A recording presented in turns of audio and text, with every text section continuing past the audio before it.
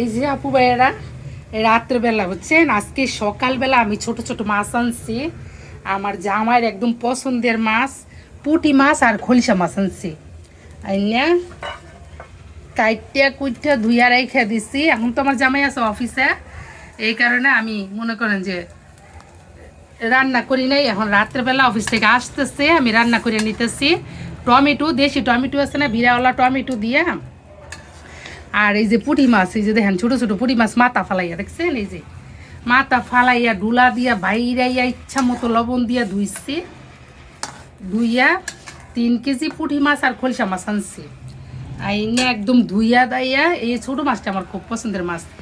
এটা না ভাগার দিয়া রান্না করলে, বেশি করে দেশি ধনিয়া পাতা দিয়া কাঁচামরিচ চিরা দিয়া রান্না করলে সেই লাগে, আর দেশি টমেটোটা দিলে।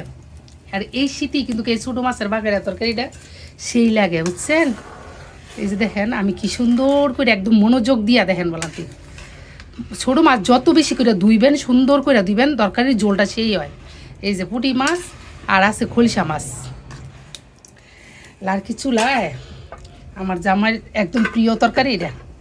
লাড়কি চুলায় ঝোল করতেছি, ছোটো মাছের ঝোল করতেছি। এই যে দেখেন মাশাআল্লাহ কি সুন্দর জ্বলে না, দেখছেন?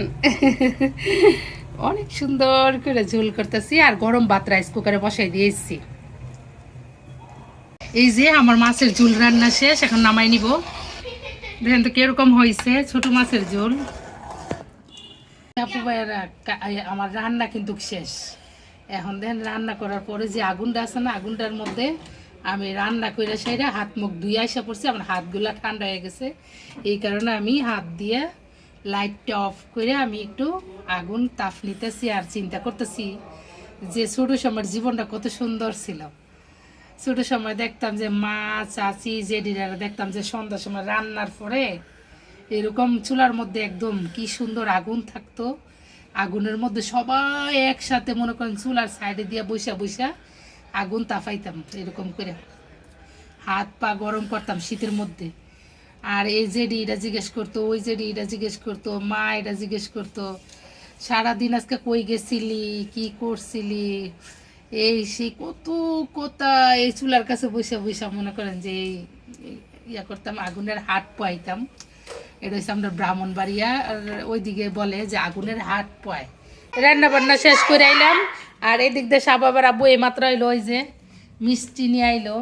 কি সুন্দর সুন্দর মিষ্টি আনছে, নিচে লাল মিষ্টি, উপরে সাদা মিষ্টি। মৌজা নিয়ে আইছে, মৌজা মনে হয় সব নষ্ট হয়ে গেছে, গাছকা কতগুলা নিয়ে আইছে।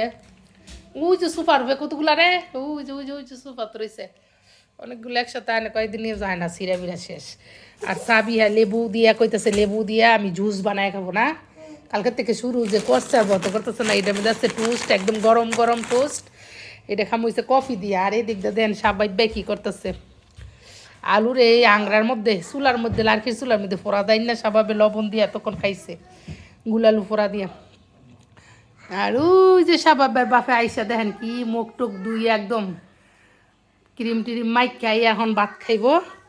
এটি আমি গুছাই নেই। যে সাবাবের আব্বুর জন্য দেখছো নি, এই যে তোমার বউ দেখো লাড়কির চুলায়, ঢাকা শহর থেকেও তোমার লাড়কির চুলায় আমি বাগেরা তরকারি রান্না করে খাওয়াই, দেখছো? ছোট ছোট খলসা মাছ একটু ঘন করে করছি, ঝোলটা মজা লাগবে দেখবো। বলতে টমেটো দিচ্ছি, দো বেশি করে ধনিয়া পাতা দিচ্ছি।